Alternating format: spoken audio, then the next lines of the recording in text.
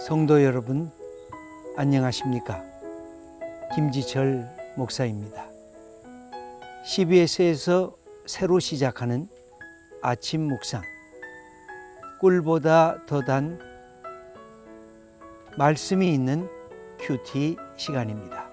우리가 말씀을 사모하지만 일상적인 분주한 삶에 쫓기고 있습니다. 그래서 매일 아침 하나님의 말씀을 묵상하면서 말씀의 높이와 깊이와 넓이를 함께 깨닫는 복된 시간이 되기를 바랍니다. 마태복음의 핵심인 산상설교를 통해서 한 달 동안 함께 말씀을 읽고 묵상하는 시간 갖기를 원합니다. 오늘 아침 큐티를 시작하겠습니다.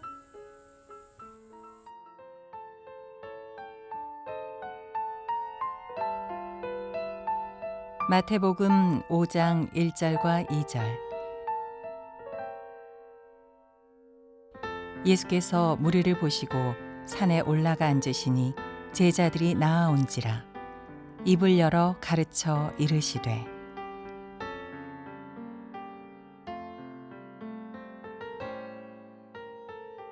산상설교, 아주 멋진 말입니다.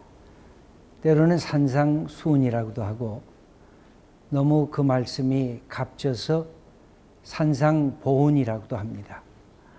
예수님께서 산 위에 올라가셔서 많은 사람들에게 하나님의 말씀을 증거한 마태복음 5장에서 7장까지에 있는 말씀입니다.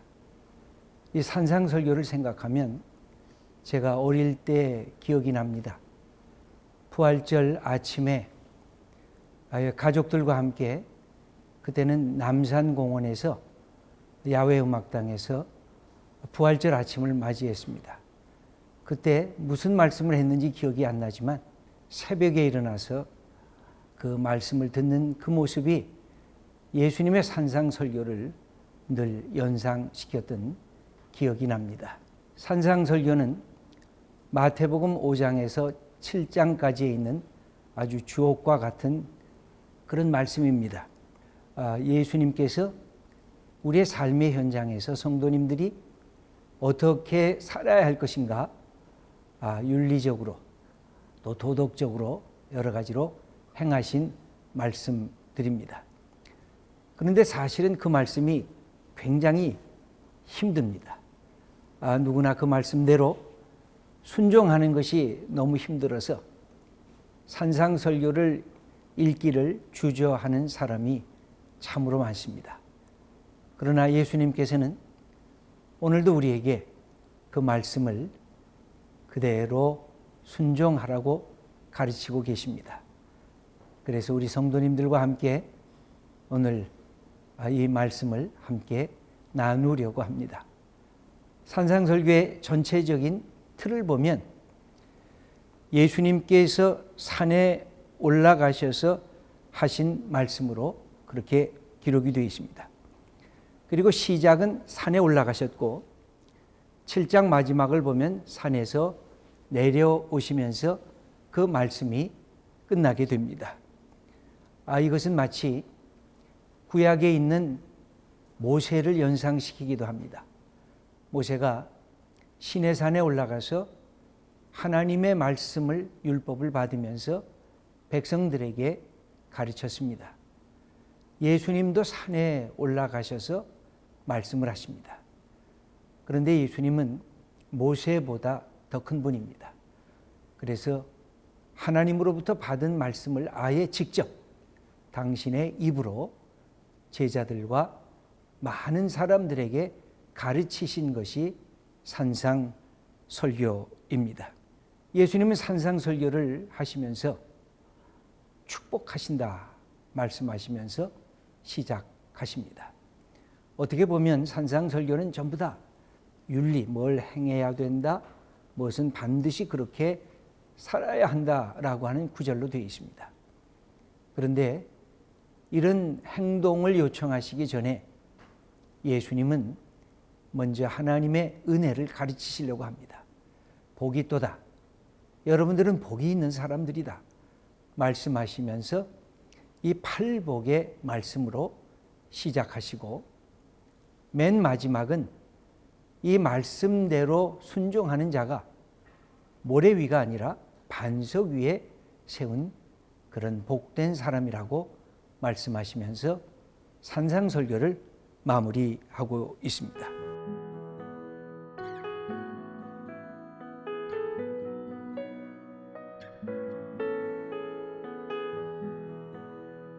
그럼 이 산상설교는 누가 참여해야 할까요? 우리가 말씀을 읽어보면 특별한 제자들에게만 이것을 요청한 것이 아니라 누구도 다 이 축복을 받을 수 있고 누구도 다 이 산상설교의 주인공이 될 수 있다고 가르쳐 주십니다. 기독교 복음은 그런 점에서 누구에게나 열려진 하나님의 말씀입니다. 이 말씀을 들으면서 산상설교 7장 마지막에 보면 많은 사람들이 깜짝 놀랐습니다. 왜냐하면 예수님의 말씀에 권위가 있었기 때문에 그렇습니다. 그때 당시에 선생님들이었던 랍비들, 제사장들, 서기관들, 바리새인들과는 근본적으로 다른 하나님의 말씀을 하셨기 때문에 그렇습니다. 그래서 사람들은 예수님의 말씀을 들으면서 즐거워했고 그 말씀을 따르는 사람들이 참으로 많이 생겨지게 되었습니다. 예수님께서 이 말씀을 하시면서 축복으로부터 시작을 하십니다. 마치 구약의 시편이 축복으로부터 시작됩니다.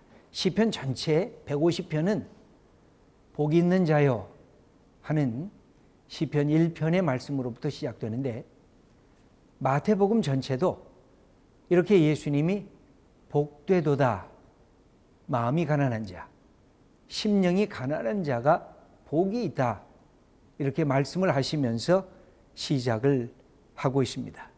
여기에서 우리가 흥미롭게 볼 수 있는 것은 마태복음은 예수님이 산에 올라가셔서 하신 말씀으로 되어 있습니다. 그런데 똑같은 구절인 병행 구절이 있습니다. 누가복음 6장을 보면 예수님께서 평지에서 때로는 들판에서 하신 말씀으로 되어 있습니다.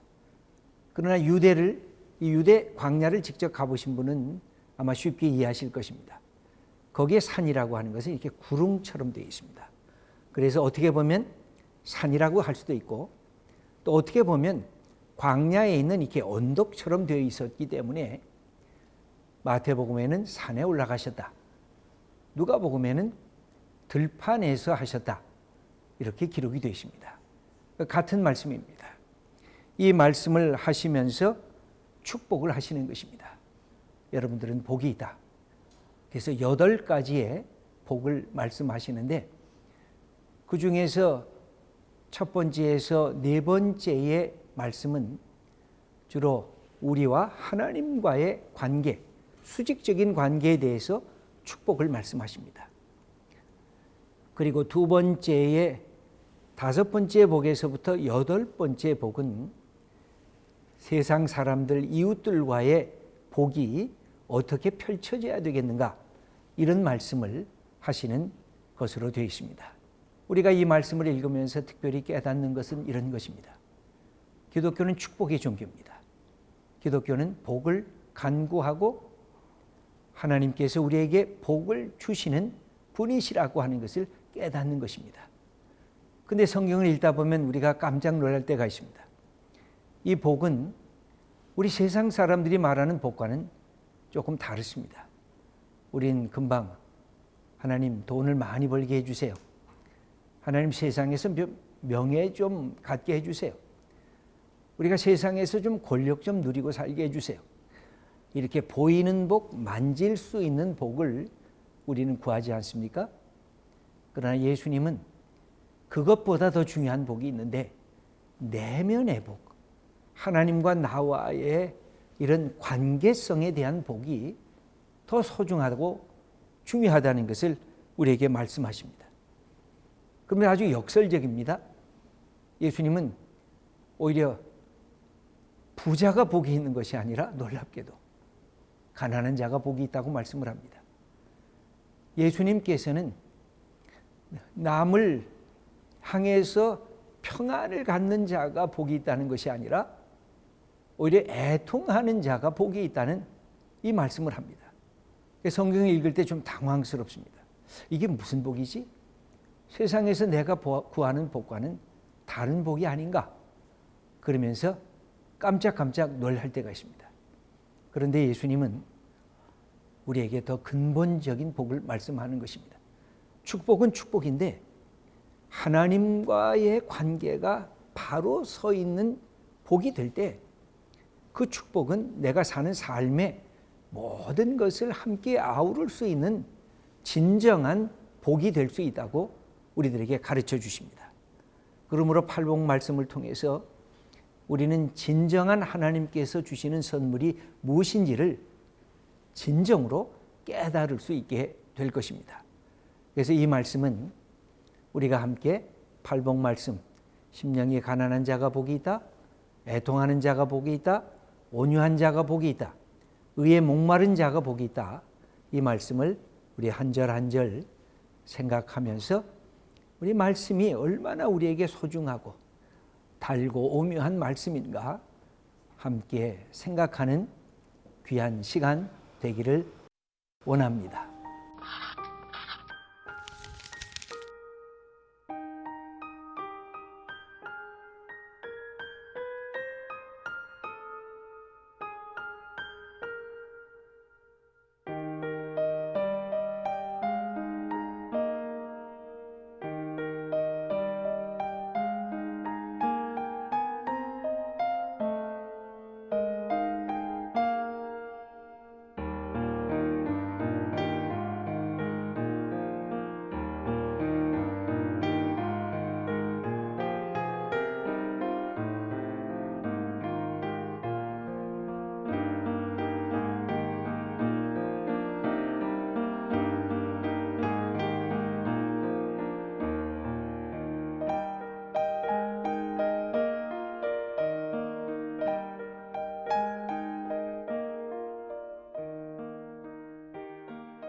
오늘도 주님의 말씀으로 우리 하나님과 동행하는 복된 삶이 되기를 바랍니다.